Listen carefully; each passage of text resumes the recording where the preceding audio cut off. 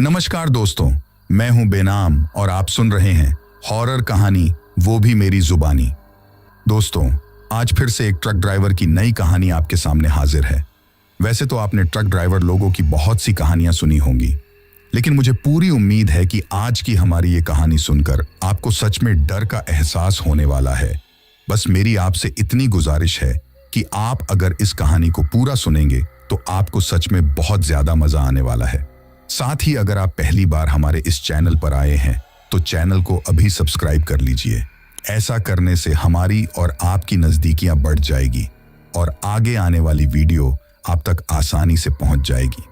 तो ज्यादा समय ना लेते हुए जल्दी से अपनी कहानी को शुरू करते हैं। दोस्तों, आज की कहानी हमारे एक सब्सक्राइबर राजेश ने भेजी है, जो कि एक ट्रक ड्राइवर है। तो चलिए अब ये कहानी राजेश के पॉइंट ऑफ व्यू से सुनते हैं। दोस्तों, मेरा नाम राजेश है और मैं राजस्थान के अलवर जिले का रहने वाला हूं। मैंने ट्रक चलाने का काम बहुत कम उम्र में ही शुरू कर दिया था। जब मैं 20 साल का था तभी से मैं मेरे मामा जी की ट्रक चलाने लग गया था। लेकिन जो डरावनी घटना मैं आपके साथ शेयर करने जा रहा हूं वो तब की है जब मैं 30 साल का था। आज मुझे ट्रक चलाते हुए लगभग 15 साल हो चुके हैं। लेकिन उस घटना के बाद मैंने मेरे जीवन में ट्रक चलाते वक्त कभी भी शॉर्टकट रास्ता नहीं अपनाया। दरअसल ये घटना उस वक्त की है जब हमारे देश में लॉकडाउन लगा हुआ था और किसी को भी कहीं पर भी आने जाने की इजाजत नहीं थी सिवाय इमरजेंसी सेवाओं के। उस वक्त मैंने अपनी गाड़ी मेडिकल लाइन में दवाओं को लाने और ले जाने में लगा रखी थी, इसीलिए मुझे लॉकडाउन में भी गाड़ी चलानी पड़ रही थी। उस दिन मैंने ट्रक में हैदराबाद से सामान लोड किया और मुझे ये सामान मुंबई पहुंचाना था। दोपहर के 3 बजे तक ट्रक में पूरा सामान लोड हो चुका था। फिर लगभग शाम के 5 बजे तक मैं थोड़ा आराम करने के बाद अपने ट्रक को लेकर अपनी मंजिल की ओर चल पड़ा। मुझे ये सामान अगले दिन शाम तक मुंबई पहुंचाना था, इसलिए मैं काफी अच्छी खासी रफ्तार में चल रहा था। अब जैसा कि आप सभी जानते हैं कि जितना सांस लेना जरूरी होता है, लॉकडाउन के टाइम पर मास्क लगाना भी उतना ही जरूरी था, क्योंकि अगर गलती से भी कहीं पर पुलिस वालों ने बिना मास्क के देख लिया तो चालान काटने में देरी नहीं लगेगी। यही सोचकर मैंने जब ट्रक स्टार्ट किया था उसी वक्त मास्क लगा लिया था। अब लगातार मैं अपनी मंजिल की ओर बढ़ रहा था। धीरे धीरे दिन ढलने के कारण चारों तरफ अंधेरा पसरने लगा था और सड़क पर सिर्फ अंधेरे के अलावा कुछ भी नहीं दिख रहा था। तभी मेरे दिमाग में आया कि अगर मैं किसी तरह कल शाम से पहले यानी कि जल्दी मुंबई पहुंच जाऊंगा तो मुझे थोड़ा ज्यादा आराम करने का वक्त मिल जाएगा। और यही सोचकर मैंने एक फैसला किया कि यदि रास्ते में मुझे कोई शॉर्टकट रास्ता दिखता है तो मैं उस शॉर्टकट रास्ते को अपनाकर जल्दी मुंबई पहुंच जाऊंगा। लेकिन कुछ देर और गाड़ी चलाने के बाद न जाने क्यों पर मुझे नींद की झपकियां आने लगी। इसलिए मैंने सोचा कि अगर रास्ते में कहीं पर थोड़ा हाथ मुंह धोकर चाय पी ली जाए तो ठीक रहेगा। यही सोचकर मैं अब ट्रक चलाते हुए हाईवे पर किसी ढाबे या चाय वाले की दुकान को तलाशने लगा। लेकिन थोड़ी ही देर बाद मुझे याद आया कि ये तो लॉकडाउन का टाइम है और इस टाइम मुझे कोई भी ढाबा या दुकान नहीं मिलने वाली जहां पर बैठकर मैं चाय पी सकूं। फिर मैं अपने आप से मन में ही कहा, क्या यार राजेश, तू भी कितना भोला है। भला लॉकडाउन के टाइम पर तुझे कहां चाय की दुकान मिलेगी। अभी मैं ये सोच ही रहा था कि तभी मुझे अचानक हाईवे पर कुछ दूर एक रोशनी सी दिखाई देने लगी। धीरे धीरे जैसे मैं उसके पास गया तो मुझे मालूम हुआ कि वह तो एक चाय की टपरी है और उसे पर एक बुजुर्ग दुकानदार बैठा हुआ है। हमारे राजस्थान में छोटी और अस्थायी दुकान को टपरी ही कहा जाता है। तभी मैंने उसे बुजुर्ग आदमी के पास अपना ट्रक ले जाकर रोका और ट्रक में बैठे बैठे ही उससे पूछा कि चाय मिलेगी क्या। तो उसने मुझसे कहा कि सब कुछ मिलेगा, आप ट्रक से नीचे तो उतरिए या सब कुछ वहीं पर लेंगे। उसकी बातें मुझे थोड़ी अजीब लगी, पर फिर भी मुझे तो थोड़ी चाय पीनी थी, इसलिए मैं ट्रक से नीचे उतर गया और फिर मैंने उसे आदमी को एक चाय बनाने को कहा। उस आदमी को चाय बनाने के लिए कहकर मैंने अपने ट्रक से अपनी पानी की बोतल निकाली और अपना मुंह धोने लगा ताकि थोड़ा फ्रेश फील हो। थोड़ी ही देर बाद उस आदमी ने चाय बनाकर मुझे दे दी, लेकिन उसकी चाय का टेस्ट कुछ अजीब था। जब मैंने इसके बारे में उससे पूछा तो उसने कहा कि साहब, यह चाय भैंस के दूध की नहीं है। वो क्या है कि लॉकडाउन के टाइम पर दूध की सभी दुकानें तो बंद है और मेरे घर में सिर्फ कुछ बकरियां हैं, तो मैं उन बकरियों का दूध निकाल कर ही यहाँ दुकान पर लाता हूँ और उसी की चाय बनाकर बेचता हूँ। शायद आपने कभी बकरी के दूध की चाय पी नहीं होगी, इसीलिए आपको इसका टेस्ट थोड़ा अजीब लग रहा है। तब मैंने उससे पूछते हुए बोला कि यह लॉकडाउन के टाइम पर तुमने दुकान खोल रखी है, पुलिस वगैरह आती है तो तुम्हें कुछ कहती नहीं है क्या? इस पर उस आदमी ने एक अजीब सी मुस्कुराहट के साथ मुझसे कहा, पुलिस तो क्या, हमारा तो कोई भी कुछ भी नहीं बिगाड़ सकता। उसकी मुस्कुराहट बहुत अजीब थी और वह मुस्कुराने के साथ साथ मुझे अजीब तरीके से घूर रहा था। तभी मैं उसको नजरअंदाज करते हुए चाय पीने लगा। मुझे लगा कि यह बुढ़ा थोड़ा सटिया गया है। जब मैं उसकी दुकान पर चाय पीने उतरा था तो मैंने अपना ट्रक चालू ही छोड़ दिया था, लेकिन अचानक से मेरा ट्रक बंद हो गया। मुझे लगा कि यह कैसे हो सकता है, क्योंकि मेरा ट्रक अभी नया नया ही था और वह ऐसे ही अपने आप कभी भी बंद नहीं होता था जब तक कि मैं खुद उसे चाबी से बंद ना करूं। तभी मुझे लगा कि शायद ट्रक सर्विस पर आ गया है, इसीलिए अपने आप बंद हो गया है। खैर, मैं इस बात को नजरअंदाज करके चाय पीने लगा, लेकिन पीते वक्त मुझे उसकी चाय कुछ थोड़ी ज्यादा ही अजीब लग रही थी। जैसा कि मैंने आपको बताया कि मैं राजस्थान का रहने वाला हूं, तो मैंने मेरे जीवन में पहले भी बहुत बार बकरी के दूध की चाय पी थी, लेकिन कभी भी उसका टेस्ट ऐसा नहीं था जैसा कि आज इस बुढ़े की चाय का था। तभी चाय पीते वक्त अचानक मेरी नजर उस बुढ़े की टपरी के बगल से जा रहे रास्ते पर गई। मुझे लगा कि शायद ये कोई शॉर्टकट रास्ता है और तभी मैंने उस आदमी से पूछा कि ये रास्ता कहाँ जाता है। तो उस आदमी ने फिर से उस अजीब सी मुस्कुराहट के साथ मुझसे कहा कि जहां जाना चाहते हो ये रास्ता तुम्हें वहीं पहुंचा देगा।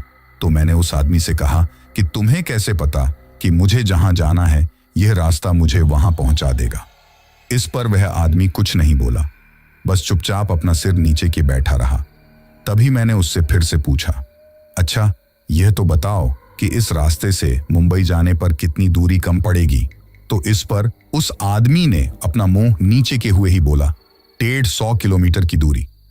अभी मैं उस आदमी से कुछ और पूछने ही वाला था कि तभी वह आदमी अजीब तरीके से कांपने लगा। जब मैंने गौर से उसकी तरफ देखा तो उसका एक हाथ बहुत ज्यादा कांप रहा था। मुझे भी थोड़ा अजीब लगा। फिर मैंने उससे कहा कि क्या हुआ, तबीयत तो ठीक है ना तुम्हारी? इस पर उस आदमी ने मेरी तरफ अजीब तरीके से घूरते हुए कहा कि तुम्हारा काम खत्म हो गया है, तुम जा सकते हो यहां से। मुझे भी उससे कुछ ज्यादा मतलब नहीं था, इसीलिए मैं जाकर अपने ट्रक में बैठ गया। लेकिन ट्रक में बैठने के बाद भी जब मैंने उस आदमी को देखा तो उसकी हरकतें मुझे बहुत अजीब लग रही थीं। मुझे तो वह बुढ़ा पहले से ही बहुत ज्यादा सठियाया हुआ लग रहा था, इसीलिए मैंने उसकी तरफ ज्यादा ध्यान नहीं दिया। लेकिन न जाने क्यों उसकी चाय पीने के बाद मेरा ध्यान बार बार उस शॉर्टकट रास्ते की तरफ जा रहा था और मेरा मन बार बार उस शॉर्टकट रास्ते से ही चलने को कर रहा था। और हुआ भी अंत में यही, मैं उसे शॉर्टकट रास्ते से ही मुंबई की तरफ निकल पड़ा। अब चारों तरफ घना अंधेरा हो चुका था। जब मैंने अपनी घड़ी में टाइम देखा तो रात के 8 बज रहे थे। तभी मुझे अचानक से याद आया कि मैंने उस आदमी को चाय के पैसे तो दिए ही नहीं, लेकिन अब मैं वहां से काफी ज्यादा आगे आ चुका था, इसलिए मैंने वापस जाना भी ठीक नहीं समझा।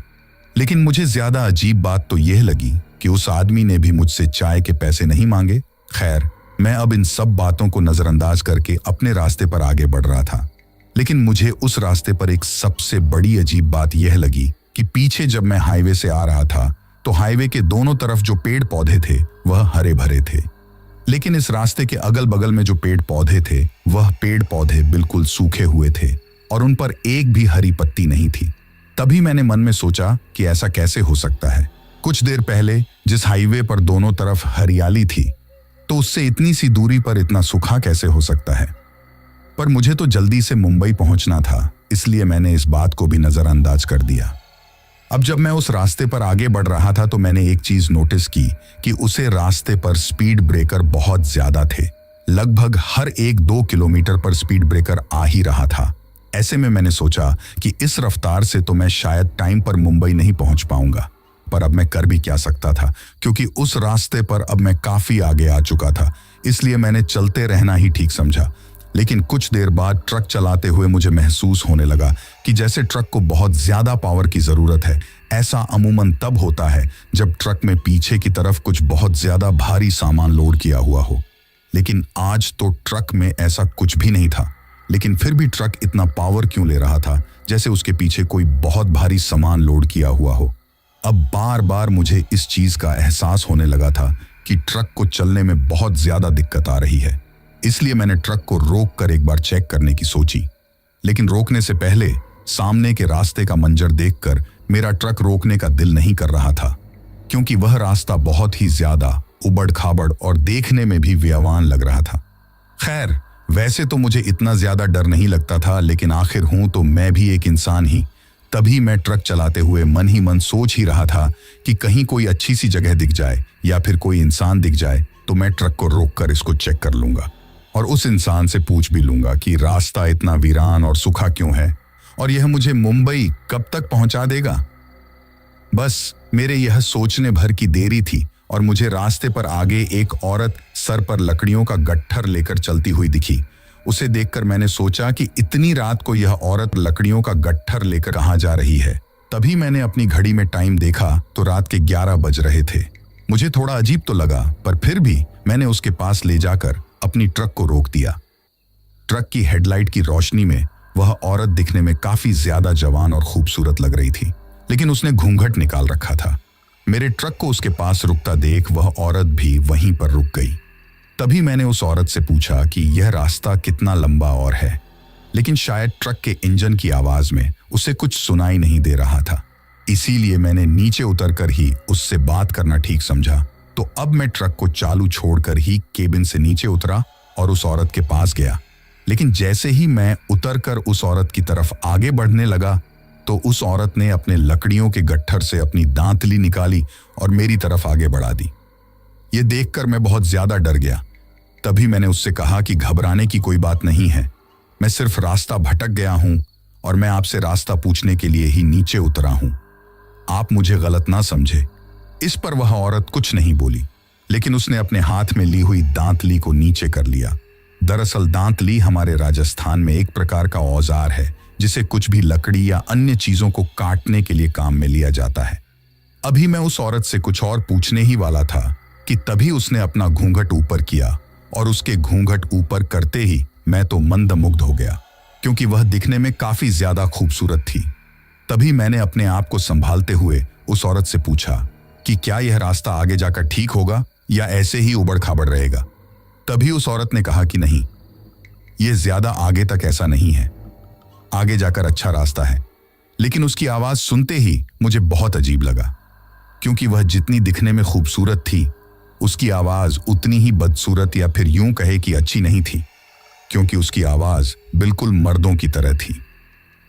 जब वह बोल रही थी तो मुझे ऐसा लगा जैसे कोई औरत नहीं बल्कि कोई लड़का बोल रहा हो, लेकिन मेरा ध्यान उसकी आवाज से ज्यादा उसकी खूबसूरती पर जा रहा था। इसीलिए मैंने उससे पूछा कि आप इतनी रात को कहाँ जा रही हो और वो भी इन लकड़ियों के गट्ठर को लेकर। तो इस पर उस औरत ने कहा कि लॉकडाउन का समय चल रहा है ना, तो दिन के समय तो बाहर जाकर लकड़ियां ला नहीं सकते, इसलिए मैं रात के समय ही लकड़ियां लेकर आती हूं, क्योंकि हमारे घर पर लकड़ियों से ही खाना बनता है। तो मैंने सोचा कि हो सकता है ये औरत सच बोल रही हो, क्योंकि उस समय लॉकडाउन में माहौल भी ऐसा ही था। तभी अचानक मेरा ट्रक अपने आप ही बंद हो गया। जब तक ट्रक चालू था तब तक तो सड़क पर हेडलाइट की रोशनी थी, लेकिन जैसे ही ट्रक बंद हुआ तो चारों तरफ अंधेरा छा गया। अब जैसे ही उस अंधेरे में मैंने अपनी नजर उस औरत की तरफ घुमाई तो मेरे तो होश ही उड़ गए, क्योंकि हेडलाइट की रोशनी में वह औरत जितनी खूबसूरत और जवान दिख रही थी, अंधेरा होते ही वह औरत उतनी ही ज्यादा बदसूरत और बूढ़ी नजर आ रही थी।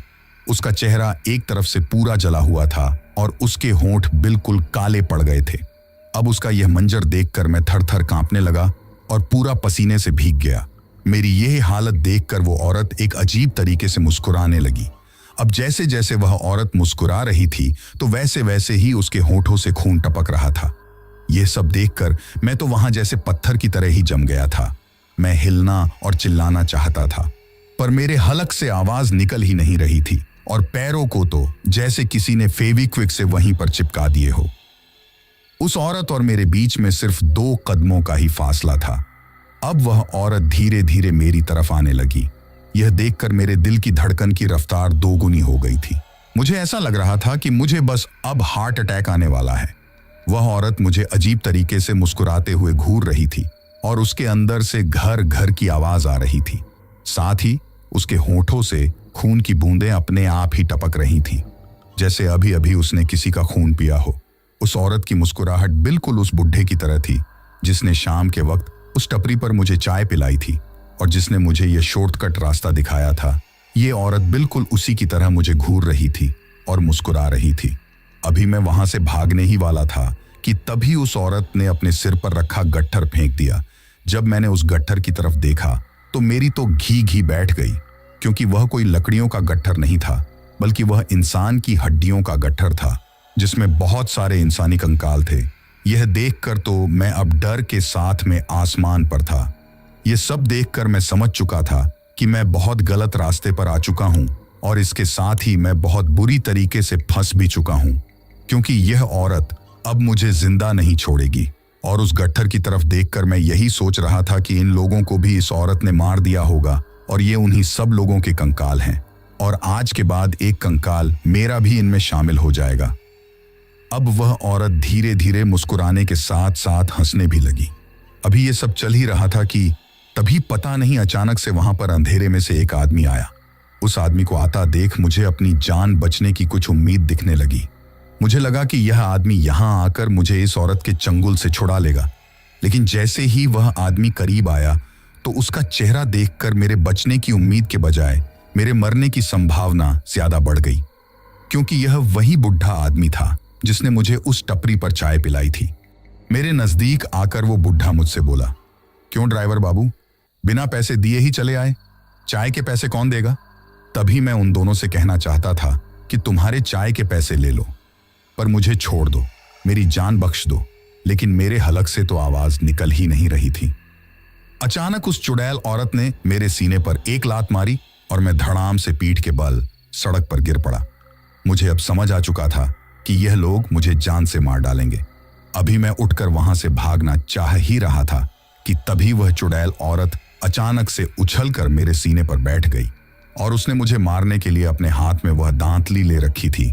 अभी वह उस दांतली से मेरे ऊपर वार करने ही वाली थी कि तभी अचानक मेरा फोन बज उठा और मेरे फोन के बजते ही वह औरत अचानक से चिल्लाने लगी और जोर जोर से अपने दोनों कानों को दबाने लगी, जैसे उसे मेरे फोन की आवाज बहुत तकलीफ दे रही हो। तभी मैंने मेरे फोन की घंटी की तरफ ध्यान दिया तो मुझे याद आया कि मैंने मेरे फोन की घंटी में हनुमान चालीसा लगा रखी थी, और फोन आने पर उस हनुमान चालीसा की आवाज को सुनकर ही वह चुड़ैल चाहक कर भी मुझ पर वार नहीं कर पा रही थी। तभी मैंने दिमाग लगाया कि अगर मैंने इस फोन को उठा लिया और यह घंटी बंद हो गई तो घंटी बजने के बंद होते ही यह चुड़ैल मेरे ऊपर फिर से हावी हो जाएगी। इसीलिए मैंने फोन ना उठाना ही ठीक समझा, लेकिन फोन कुछ देर बाद ही कट गया और घंटी बजना बंद हो गई। घंटी बजने के बंद होते ही वह चुड़ैल मेरे ऊपर फिर से वार करने ही वाली थी कि तभी फिर से फोन बज उठा और फिर से फोन में हनुमान चालीसा की आवाज बजने लगी। इसके साथ ही इस बार अचानक से पता नहीं कैसे पर मेरा ट्रक अपने आप ही चालू हो गया, और ट्रक के चालू होते ही ट्रक की हेडलाइट की रोशनी जली और मेरे आसपास उजाला हो गया। उजाला होते ही वह चुड़ैल औरत और वह बुढ़ा वहां से गायब हो गए, लेकिन अभी भी मेरे फोन में हनुमान चालीसा बजी जा रही थी। कोई तो था जो बार बार मेरे फोन पर फोन किया जा रहा था, जिसकी वजह से वह हनुमान चालीसा बज रही थी। अब मैं समझ चुका था कि अगर इस चुड़ैल और उस बुढ़े आदमी के चंगुल से बचना है तो हनुमान चालीसा ही एकमात्र मेरा सहारा है, जो कि मुझे यहाँ से सुरक्षित बाहर निकाल सकती है। इसलिए मैं अपने शरीर का पूरा जोर लगाकर तुरंत उठा और ट्रक के केबिन में चढ़कर म्यूजिक सिस्टम में फुल आवाज में हनुमान चालीसा चला दी, और इसके साथ ही ट्रक को फुल स्पीड में वहां से दौड़ा लिया। अब मैं ट्रक को फुल स्पीड में भगाए जा रहा था, तभी हनुमान चालीसा की आवाज के साथ मुझे मेरे पीछे से ऐसी आवाजें आ रही थीं जैसे कोई चिल्ला रहा हो, जैसे किसी का कुछ छूट गया हो। लेकिन मैं उन सभी आवाजों को नजरअंदाज करके सिर्फ अपने ट्रक चलाने पर ध्यान दिया। ट्रक चलाते वक्त मैंने सोचा कि आज किसका फोन आया होगा जिसकी वजह से मेरी जान बची है। मैं देखना चाहता था कि आखिर किसकी वजह से आज मेरी जान बची है। इसीलिए मैंने अपना मोबाइल निकाला और देखना चाहा कि किसका फोन आया है। तभी मेरे दिमाग में आया कि हो सकता है वह चुड़ैल और वह बुढ़ा आदमी अभी भी मेरा पीछा कर रहे हो, इसलिए अब भी तो मुझे मेरा पूरा ध्यान सिर्फ ट्रक चलाने पर लगाना चाहिए। और जब मैं मुंबई में एंटर कर जाऊंगा और कोई रिहायशी इलाका आ जाएगा, तभी मैं ट्रक को रोककर फोन को देखूंगा। इसके बाद जब मैं मुंबई के रिहायशी इलाके में एंटर हो गया और मुझे पूरा यकीन हो गया कि अब मेरी जान को कोई खतरा नहीं है, तब मैंने सड़क के किनारे ट्रक को रोका और फोन निकालकर अपना फोन चेक किया। जब मैंने फोन चेक किया तो पाया कि वह फोन मेरी पत्नी ने किया था। तब मैंने सोचा कि उसे भी चिंता हो रही होगी कि मैंने इतनी बार फोन करने के बावजूद भी फोन क्यों नहीं उठाया। इसलिए मैंने वापस अपनी पत्नी को कॉल बैक किया। और जब मैंने अपनी पत्नी को वापस कॉल बैक किया और उसकी जो बात सुनी, उसे सुनकर मेरी आंखों में आंसू आ गए। मेरी पत्नी ने कहा कि आपकी बेटी बार बार आपसे बात करने की जिद कर रही थी और कह रही थी कि मुझे अभी पापा से बात कराओ, इसीलिए मैं बार बार आपको कॉल कर रही थी, पर आप हो कि फोन उठा ही नहीं रहे थे। दरअसल मैं आपको बताना भूल गया कि अभी कुछ साल पहले ही मेरी शादी हुई थी और मेरी एक 3 साल की बेटी है। तब मैंने सोचा कि आज मेरी बेटी की वजह से मेरी जान बच गई। अगर मेरी बेटी मुझसे बात करने की जिद ना करके फोन ना करती तो आज तो मैं मर ही चुका था। इसीलिए आपसे विनती है कि बेटियों को बोझ ना समझे। बेटियां बहुत अनमोल हैं। और उस दिन के बाद अब जब भी मैं माल की डिलीवरी करने के लिए ट्रक लेकर कहीं बाहर जाता हूं और अगर मेरी बेटी का फोन आए तो काम को छोड़कर पहले अपनी बेटी से बात करता हूं। आखिर यह जीवन दान मुझे मेरी बेटी की वजह से ही मिला है। इसके साथ ही उस दिन के बाद मैंने शॉर्टकट रास्ते अपनाना छोड़ दिया है। लेकिन जब मैंने उस शॉर्टकट रास्ते और उस चाय वाली टपरी की बात अपने साथ वाले ड्राइवरों को बताई तो उन्होंने मुझे बताया कि आज से कुछ साल पहले वह बाप और बेटी उस चाय की टपरी को चलाया करते थे। लेकिन एक दिन शायद कोई ट्रक वाला शराब पीकर ट्रक चला रहा था और उसने उनकी टपरी को टक्कर मार दी। उस टक्कर में वह बाप और बेटी भी मारे गए। तभी से वह बाप और बेटी ट्रक वालों को रोककर वहां चाय पिलाते हैं और उस शॉर्टकट रास्ते पर जाने के लिए उनको गुमराह करते हैं और उनसे अपनी मौत का बदला लेते हैं। तो दोस्तों, ये थी हमारी आज की कहानी।